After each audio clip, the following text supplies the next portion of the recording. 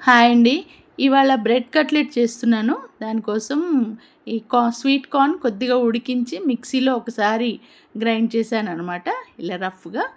ఒక 7, 8 slices bread ఉండిపోయిందండి. So, వాటి edges అంతా కట్ చేసి, ఒక బాయిల్ చేసిన ఆలు, ఒక బాయిల్ చేసిన క్యారెట్, ఇంకా ఉల్లిపాయలు, పచ్చిమిర్చి, కరివేపాకు, కొత్తిమీర అన్నీ తీసుకున్నా. ఇంకా మసాలాలకొస్తే జీరా పౌడర్, సాల్ట్, కారము, మిరియాల పొడి, కొద్దిగా చాట్ మసాలా కూడా వేశానండి. తర్వాత ఈ బ్రెడ్ స్లైసెస్ మొత్తం ఏంటంటే మెత్తగా పొడిలాగా చేసి వీటిలో కలిపేసుకోవాలనమాట. ఇలా చిన్న చిన్న వడల్లాగా ఒత్తి పక్కన పెట్టుకున్నాను. చిన్న వడల సైజు. వీటిని ఏ షేప్‌లో అయినా చేయొచ్చు.